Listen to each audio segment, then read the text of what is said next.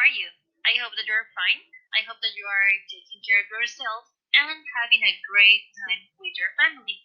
Today I'm going to explain how do ecosystems change, and it is in chapter 4 in lesson 3. Okay, so let's get ready.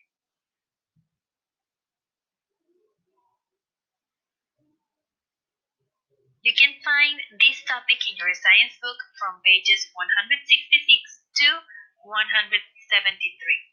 And when you click on this symbol, you can listen to the explanation on each slide. So get ready.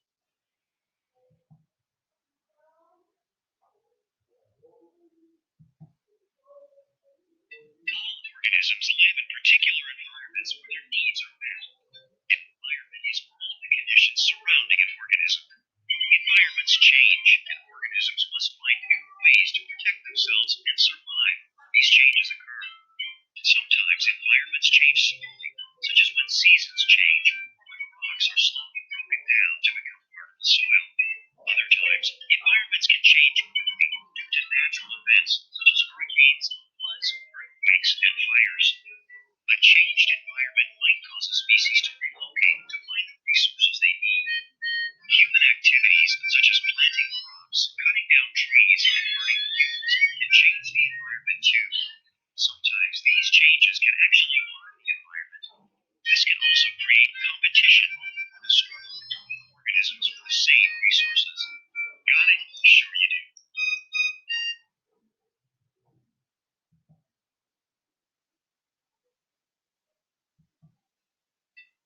Organisms. Okay, first, to start the topic, we have to know what is an environment. What is it? An environment is all of the conditions surrounding an organism. What is an organism? Remember that we can talk about animals, we can talk about plants, we can talk about people, right? And what is environment? Everything that is around us.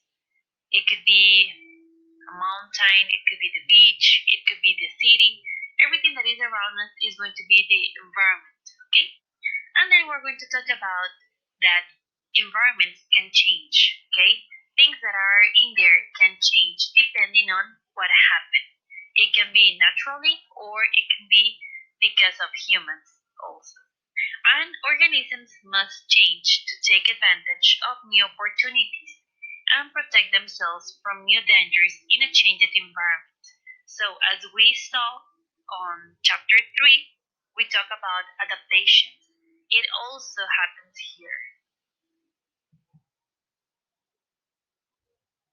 Changes in the environment can happen very slow or very fast, and it depends on the factors, okay? First, we have the slow changes, and sometimes environments can change very slowly. Let's imagine a forest 100 years ago and now. So, of course, there will be slow changes and fast changes. What can be slow changes? When the trees are growing, when the plants are growing, because of the weather conditions also. And we can see that it is going to change a lot. Here we have two examples. First, the climate in a region can become drier and drier as the time passes. And also, number two, the continents move slowly and change their position over millions of years. So right now, if you are in your house, you're not going to feel that America is moving, right? Of course. But we can see that according to experts, continents move, okay? And they are going to change the position that they have at the beginning of the times, of course. So, those are examples of slow changes. What else can you think about?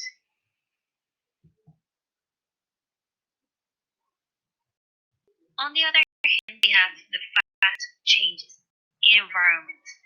So, these are natural events that can quickly change the environment. It can take I don't know, a minute, it can take 10 minutes, it can take a week, maybe. But it is going to change something very fast, okay? We have especially, as I said before, natural ether, okay? And almost always related to natural disasters. For example, hurricanes, floods, fires, volcanic eruptions, earthquakes. rains and avalanches. So those are things that are going to change environments very quickly. 1 week it can take, or even 10 minutes in a forest with a virus. So it's going to be a disaster. A lot of animals will die, their children, things will change, right? So it is a fast change, something that actually maybe sometimes it is not planned.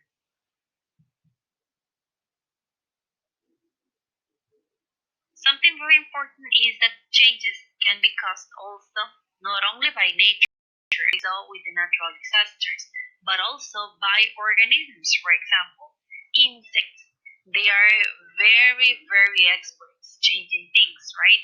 When they grow, when they feed, when they build their homes, and not also insects, but also other animals. For example, the beavers, when they have to make the shelter, they have to cut the trees, the trunks, right, to make them. And also plants can affect the quality of the air or the entire planet. So it depends on us that we take care of plants or not. And humans, of course, we are like the most important causes of environmental changes. For example, when we build houses, plant crops, fish to get the food, all of those things are going to change the environment. And sadly, humans have negative impact. And also it can be reduced in order to protect our environment, but we have to take a lot of actions, right? And everybody has to collaborate.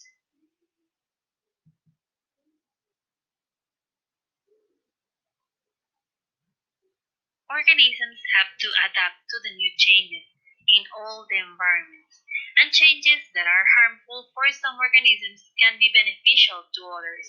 When there are changes, maybe one organism is going to be happy, okay, and others can be or can be harmful, okay? There can be like a damage, let's say, to those organisms.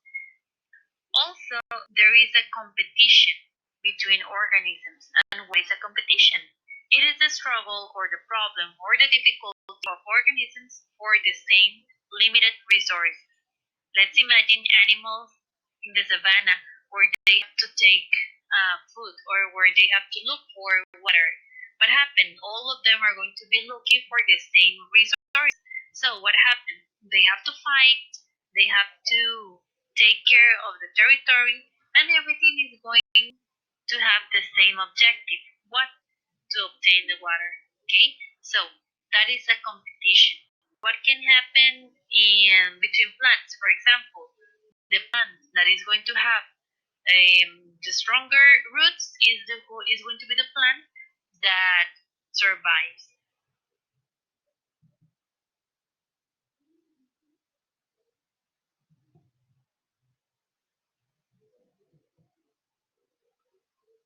And pass along their benefits. At the end, all animals are going to look for one objective. What is it? To survive. So, survival is going to be something important. At the end, it doesn't matter in the same ecosystem or in different one. Okay, there are differences between individuals. For example, a plant with different and other plants may be able to reach into the soil together. What I said before, between plants or animals, there is going to be competition, and only individuals that survive will be able to reproduce and pass along their beneficial characteristics to the offspring. That is something very important.